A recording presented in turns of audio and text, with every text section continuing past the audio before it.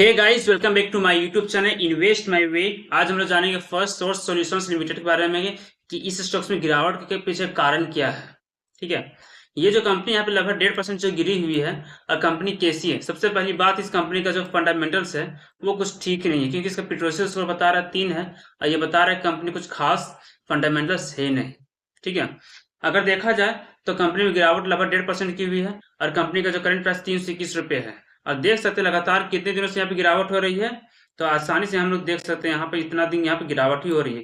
1 2 3 है ना, 4 5 6 7 8 9 दिन से यहाँ पे लगातार गिरावट हुई है इस स्टॉक में। और गिरावट के पीछे कारण क्या है? तो सबसे बड़ी बात यहाँ पे कारण जो है नेगेटिव सेंटीमेंट। यहाँ पे इस स्टॉक्स को लेके जो नेगेटिव सेंटीमेंट जो है इन्वेस्टर्स को लेके, यही कारण है कि सबसे पहला कारण जो है कि नेगेटिव सेंटीमेंट की वजह से यहाँ पे गिरावट का कारण है। दूसरा, कंपनी को जैसा जैसा कंपनी का परफॉर्मेंस है वो भी अंडर परफॉर्म कर रही है।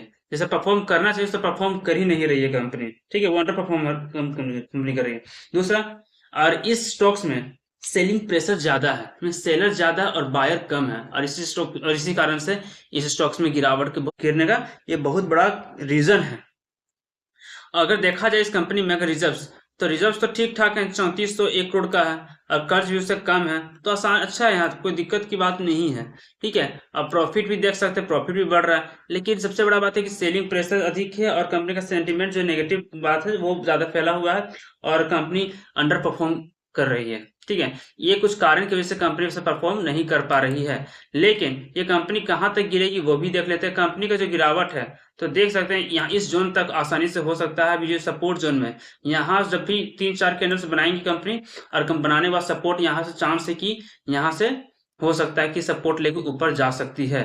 ठीक है, अगर वहां भी नहीं रुकती है कंपनी तो फिर इस जोन पे 295 रुपया, फिर 295 रुपया में यहाँ पे फिर रुकेगी। अगर हो सकता है कि कंपनी यहीं से सपोर्ट लेके ऊपर चली जाए, इसलिए हमें वेट करना है कि अच्छी खासी यहाँ पे कैंडल्स बनाए और कुछ ग्रीन कैंडल बनाए यहाँ पर। ठीक है, ताकि यहाँ पे सपोर्ट ले आसानी से, उसके बाद फिर ये ऊपर जाने का मोमेंटम दिखाए। ठीक है, और ये हो सकता है आने वाले समय में अच्छे खासा रिटर्न सबको बना सकता है, क्योंकि कंपनी परफॉर्म अच्छा कर रही है, रिजर्व्स भी अच्छे हैं, कर्ज भी कम है। हो सकता है आने वाले समय में आपको मल्टी बैगर रिटर्न दे सके। अगर आपके पास है तो आप इसे होल्ड करके रखें, और अगर नहीं है तो आप अगर खरीदना चाहते हैं तो सबसे पहले इसको सपोर्ट यहाँ से लेने दीजिए, तब हमें यहाँ बाय का सोचना चाहिए। इसके ऊपर जब भी ग्रीन कैंडल के साथ, तो इसके ऊपर जब भी ग्रीन कैंडल के साथ बनाएगा तब हमें लोग बाय करने के लिए जाना चाहिए। और उसके बाद ही हमारा जो फर्स्ट टारगेट एंट्री जो होगा 330 रुपये में होगा, और एंट्री होने के बाद जो फर्स्ट टारगेट 354 रुपये का होगा, और उसके बाद जो सेकंड टारगेट जो हमारा यहाँ पर होगा 380 रुपये का टारगेट होगा। तो ये जो टारगेट 354 रुपये और 380 रुपये का,